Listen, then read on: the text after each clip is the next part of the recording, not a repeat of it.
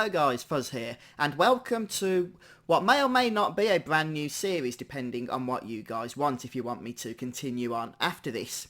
So this is of course Final Fantasy VII, and those of you who are regular to my channel might be wondering, why in the world is Fuzzfinger doing a Final Fantasy VII playthrough? He's already got one on his channel, and that's true. If you're here to watch a standard walkthrough for Final Fantasy VII, then please see the link in the video description for the complete walkthrough that I've already done for you. I've got you covered on that, and that will take you through the whole of the game, including all optional side quests and any other content that you may want to see with that. And you probably don't want to be here if that's you. This is for people who are veterans of the game. What do I mean by that? What we have here is a modded version of Final Fantasy VII. This is Final Fantasy VII with the mod known as the New Threat version 1.4, which is the latest version available. It's a fan-made mod, which basically changes the game a lot. So we're going to go ahead and click New Game, because I'm not too concerned about the cutscenes through this playthrough. Once again, I have covered this on my channel, this game in its normal form, so please go ahead and check that out if that's what you're after. But if you want something a little bit different, then stick with me. At the moment, we can only choose the normal difficulty, which, don't get me wrong, is not Final Fantasy VII difficulty, but we'll talk about that a little bit later.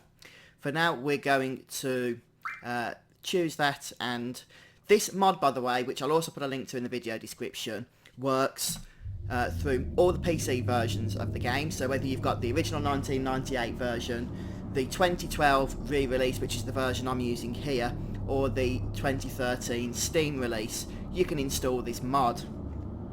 So what New Threat is basically a whole load of new content. It's a gameplay mod for Final Fantasy VII. It's not a graphical mod, it's not an audio mod, although some things in those areas have been tweaked. I am actually using the improved audio music files, since I can't stand the Final Fantasy VII MIDIs that come with the PC version. It's the same audio I used in my original walkthrough of this game, so if things sound a little bit different to what you're used to, that's why. It's nothing to do with the New Threat mod itself, but you can use both together as I am. So, what is the New Threat mod? Well, first of all, it adds over 100 new enemies into the game, many of which are bosses, which have been seamlessly integrated into the story. So we'll see those as we go through. Even right from the start, we'll see how those extra bosses are going to be implemented. And the enemies that previously existed in the game will still be there, but they themselves have, in most cases, been tweaked, with different colour palettes, new names, new abilities, more health, more damage. One of the problems that the author of this mod recognised with Final Fantasy VII is that first of all, it's generally a very easy game. Apart from some of the optional bosses which you encounter later on, the game itself isn't challenging at all. And that's true, that's definitely been a valid objection, I think, since Final Fantasy VII was first released. So this mod isn't a stupidly difficulty, but it is a difficulty which perhaps should have been available in the base game, even if, you know, once you've completed it, it unlocks at this difficulty to replay it through as a new game plus or something. There's a whole new end game in this mod, including a new dungeon, which we'll certainly look at if we get that far, of course, presuming this series does continue. You can see straight away that some of the models have had very minor graphical updates. Cloud isn't wearing his bright purple uniform, but is instead wearing, or has instead been recoloured to match what he wears through the cutscenes. So it's little subtle changes like that, but nothing of an overhaul by any stretch of the imagination. And he also has some extra magical abilities to begin with. The way that character development exists in this game is completely different to what you might be used to as you play through Final Fantasy VII. Abilities are all tied to weapons, and yeah, I think it's probably a good idea if we just play through and see how it all works. But character stats, everything like that, is completely and utterly different. So first thing we're going to do is grab the 2 potions, of course, and you can just see a little update such as the items have been recoloured, the names of the items in the chat dialogue there. And we'll enter our first battle. Now, there were previous iterations of this mod where the battles were of a much higher difficulty than they need to be, and that has been toned down a little bit for this update. So first thing you'll notice, if we bring that up, is that they've actually been renamed, the monsters in this game.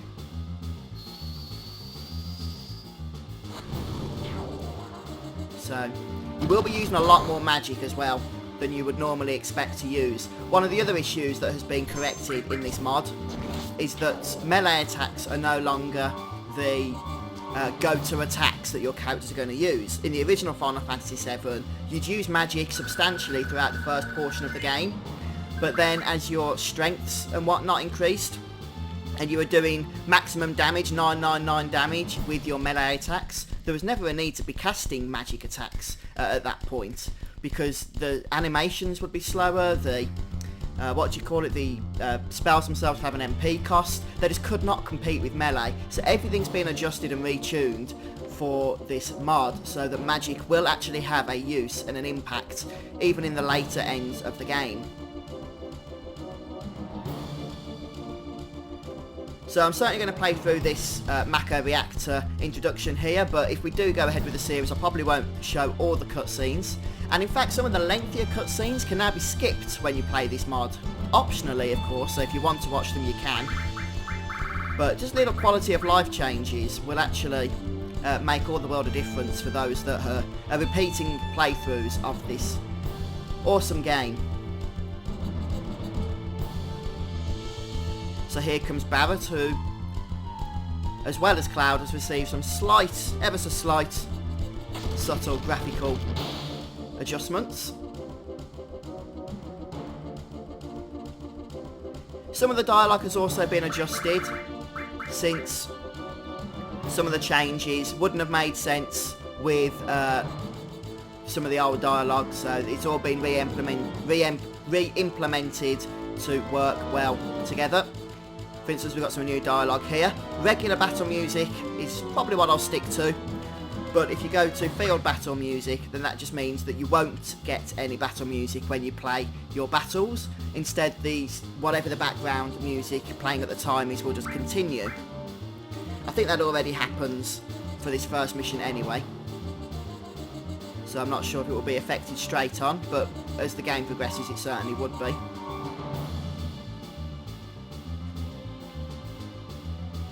So we'll go straight ahead as we enter the Mako Reactor.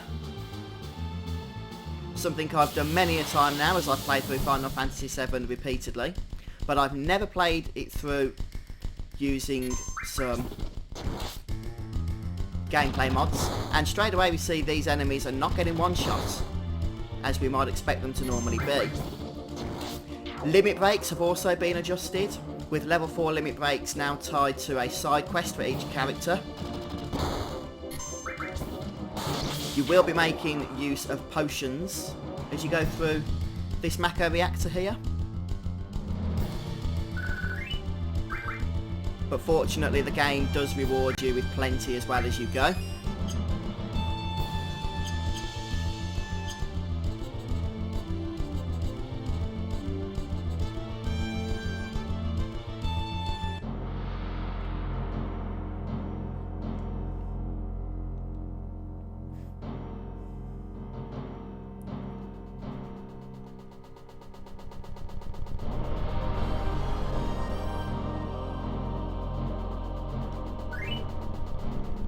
So Barrett has an innate ability, which means that when he's hit with physical damage, he gains a stack depending on what row he is in, and he's likely to be in the back row of course because he's a ranged character, although you now have a reason to bring him into the front row, which I think is the point of this innate ability, since if he's in the front row when he gets attacked, his attack damage will increase up to a maximum amount of stacks, and if he's kept in the back row, which is likely where he's going to be of course, then his defensive stat will be increased.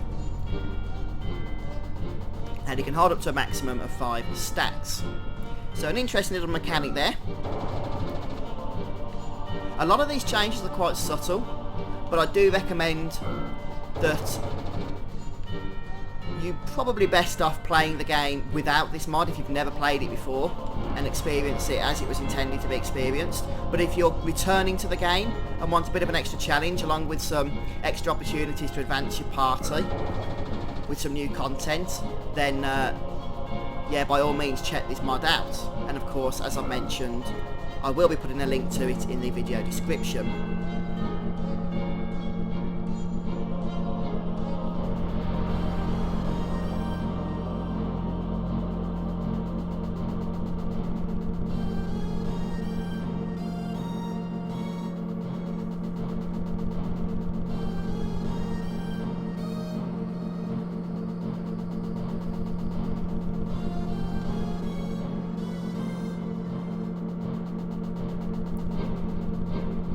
So I definitely expect it to add that additional freshness to the game.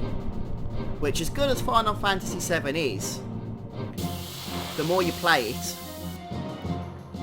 inevitably it is going to lose that freshness, isn't it?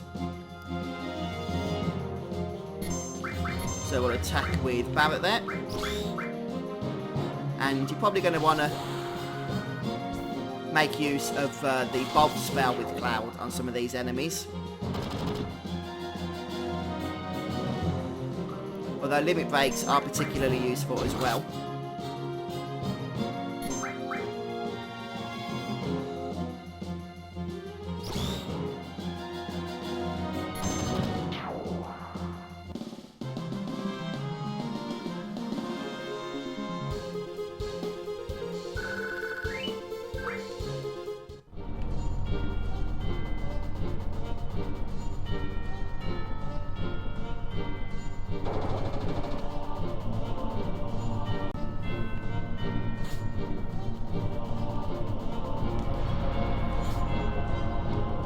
So hopefully if you're playing this mod, you know how to use a ladder.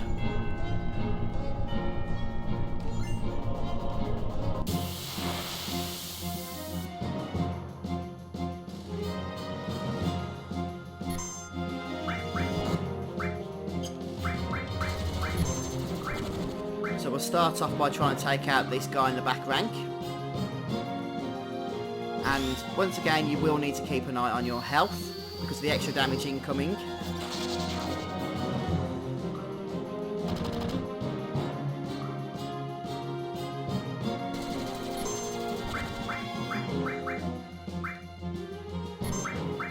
Probably should have got Barret to attack this other fella, but it doesn't matter.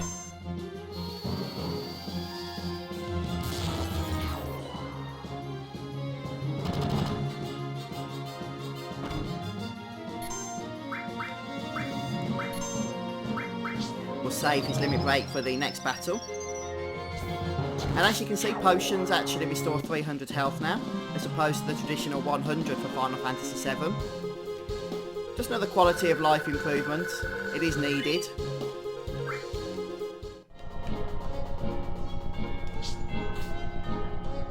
There's also extra save points in this game as well now, which is a nice touch. Not in this reactor, but as and when they are needed. I think a little bit later on, just before you fight Alps in the sewer, there's a save point you can use, since you'd obviously lose a bit of time if you didn't. Right, so you might have seen then that there's a few things that have popped up. We can use a quick tent, we can toggle the battle music type, we can even toggle random battles if we want to, as well as save. Okay, so now that we're ready, we can continue. I'm all saved up. We do, of course, have the first boss battle approaching. We get the restore materia, as always. And we'll just move through this cutscene. Barret, of course, trusting Cloud to set the bomb. I guess he wouldn't want it to blow up in his own face.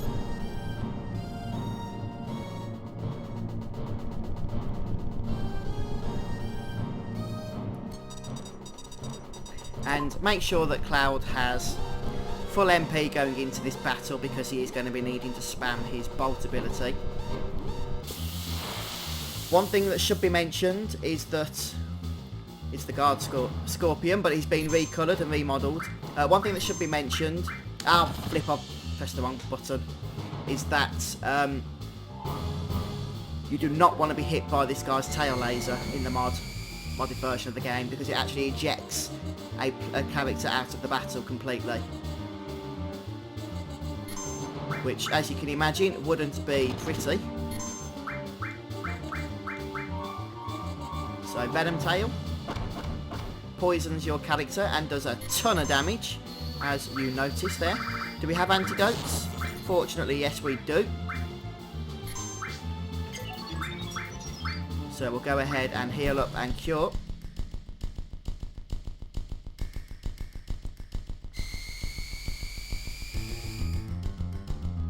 Now Cloud is in the wrong rank at the moment, but it doesn't matter too much because we're going to cast his Limit Break, which isn't affected by the position that he's found himself in. Although fortunately he did take substantially less damage because he's now in the back rank from that last attack. And this guy has more health than he has in the original version of the game. So I don't imagine that these things are going to last too long, are they, these antidotes at this rate? Yeah, Cloud's still telling us to attack while its tail is up, just to confuse the newbie.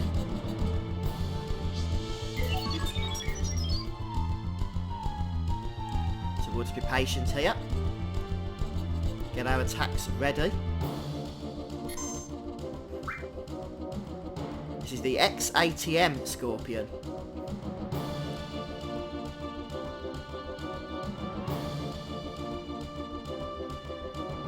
And there we go, we're relaxing, so it's time for more bolt action.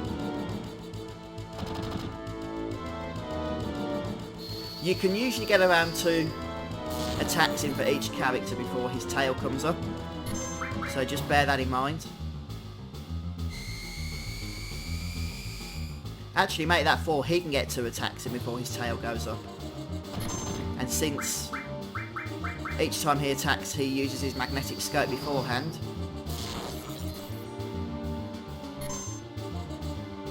might miss Barrett if we're lucky. Never lucky.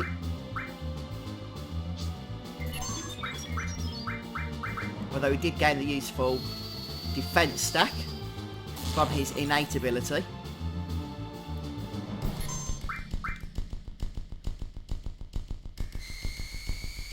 He has other abilities in his arsenal as well. We've just been a little bit unfortunate to be only seeing this, or mainly seeing this Venom Tail, which wasn't present in the original game, so that just shows you how the bosses have been modded, so that they are more of a challenge now than they used to be.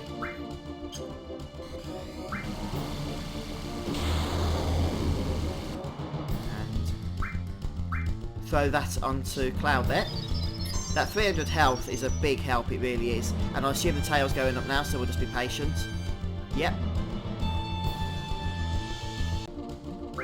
Okay, the tail's gone down again, so once again we can resume our attacks. And the time limit actually has an impact in this version of the game. Previously in Final Fantasy VII, 10 minutes was way more than anybody needed. Even if you forgot to rescue Jessie and had to go back for her. But now, you know, the time limit is a little bit intense. And I assure you, this is only the start of it as well. Don't think that just because we kill this boss, if we kill him, that it's all over. I don't want to go into too much detail, but trust me, it isn't.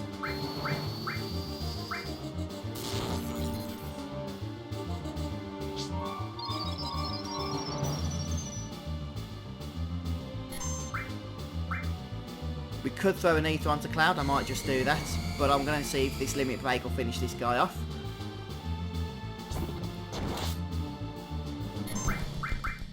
You never know. Yep.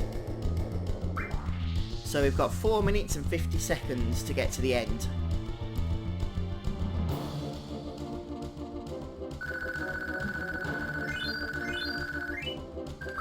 Get a nice batch of experience. And now we do need to move through any of the cutscenes with haste.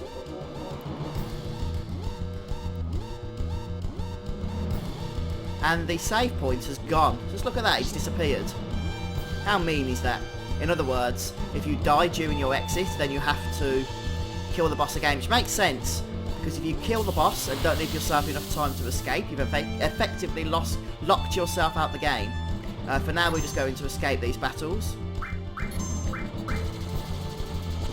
since we just don't have the time to complete them.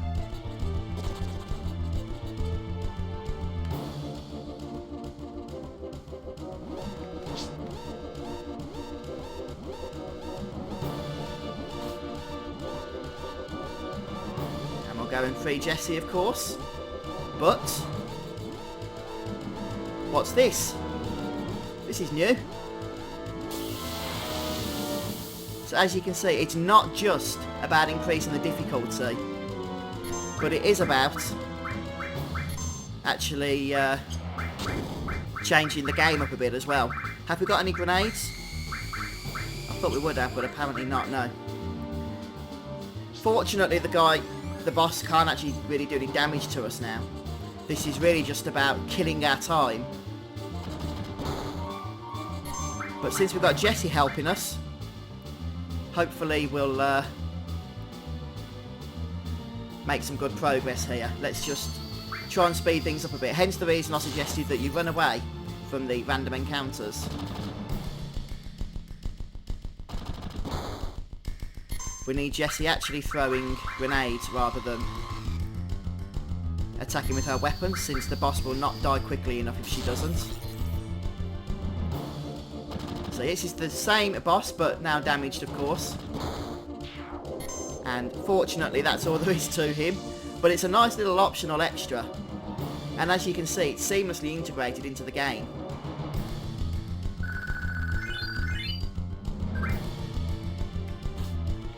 And now we can crack on as usual. Come on, Cloud. We're down to just over 2 minutes now to make our escape.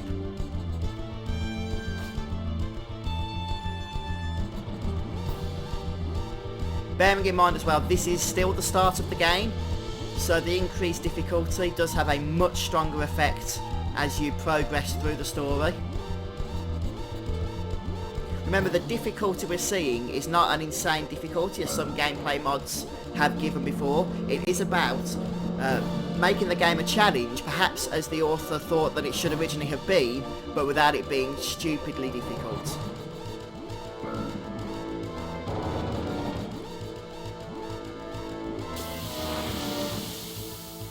And with 1 minute 32 left, we still need to escape, I think.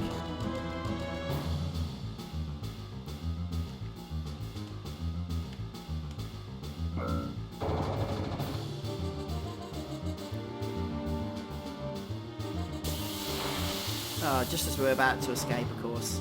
Typical. As long as we don't take a minute to escape from this battle, hopefully we'll be alright. Look at that, exactly 1 minute to go. So you can see it is fairly tight, isn't it? Which is as it should be, you know? There's no point having a time limit if it doesn't mean anything.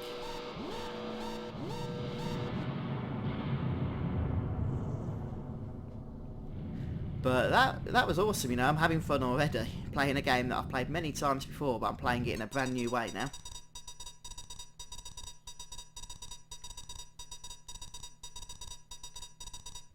So the cutscenes here will continue on as normal.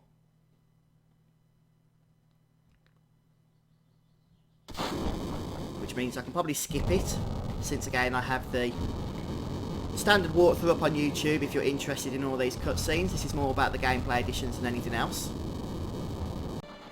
Okay, so I just want to show you an example of how a cutscene can be skipped. So here in the normal version of the game, Jesse will forcibly show us all about how the train system works around Midgar and how it connects all the different regions of Midgar together through the central pillars, and you have to watch it. But now with this mod, some of these lengthy cutscenes have a dialogue option that will allow us to skip watching them. So I'm going to choose here, I've seen it before, and the game continues on as if we had watched the cutscene. So some of the lengthier cutscenes, such as Cloud's story in Nibelheim a little bit later on, can also be skipped, you'll be pleased to know.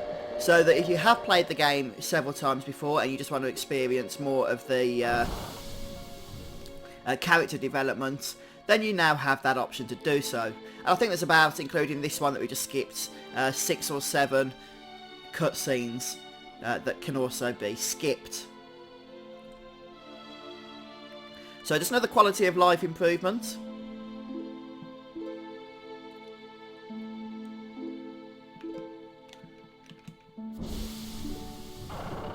And once again, we're just going to crack on with the story. Nothing else to really see at the minute.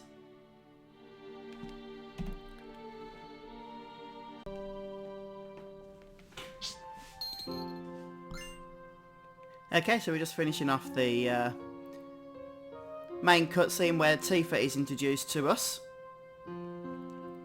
All pretty standard affair.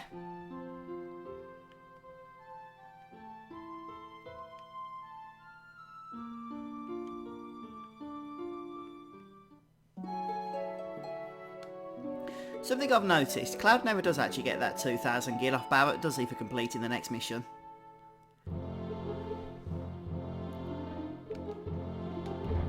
Right, so the reason I skipped those cutscenes is because of something I want to show you once we are able to leave this place.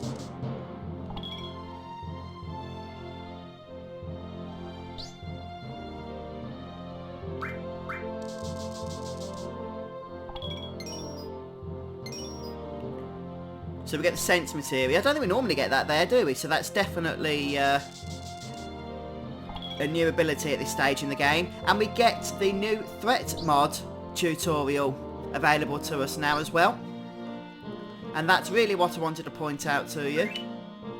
Tifa also has an innate ability, that's interesting. Once per battle, when Tifa is knocked out, she'll auto-revive with 1 health. Oh, that could be useful. There we go, we've got materia.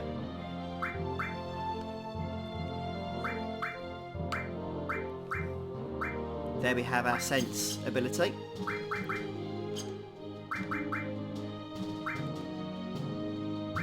And Tifa comes with the enemy away and cover materials already in her arsenal.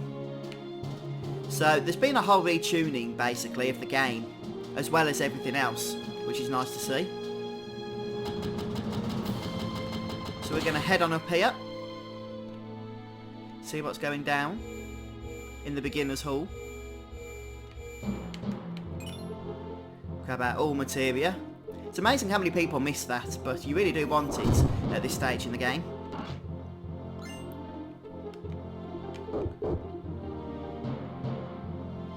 So this is the beginner's hall for New Threat version 1.4 edition. If you're playing this sometime down the road, then it might be 1.5 or 1.6, you never know. But right now I'm playing the 1.4 version. And we get to see loads of information here. So this is all the new stuff available to us in the game, so you can go ahead and read that if you want to pause the video.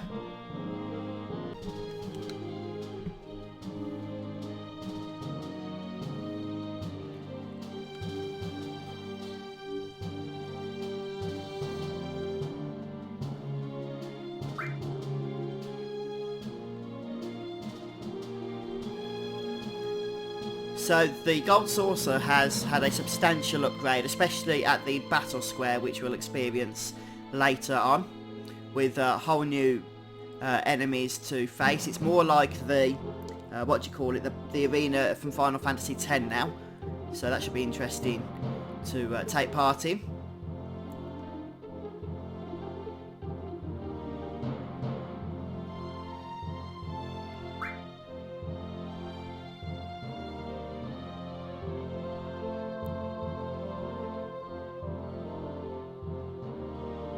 So there's whole new items to collect, as well as retweaking of old items.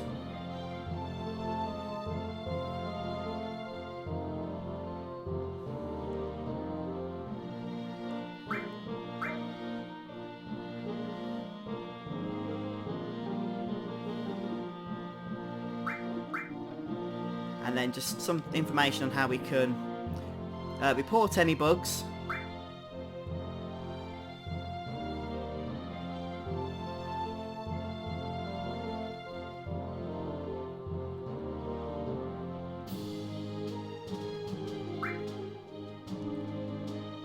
Okay,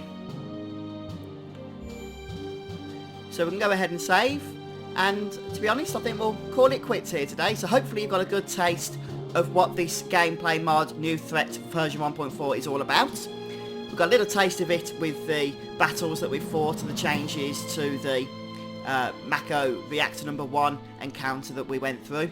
So hopefully this could be fun, but by all means let me know what you think in the comment section, and if you want me to continue with this series then please do tell me.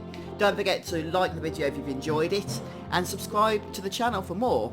Until next time guys, I'll see you soon, so take care, and thanks for watching as we play through this new mod for Final Fantasy VII. Bye for now.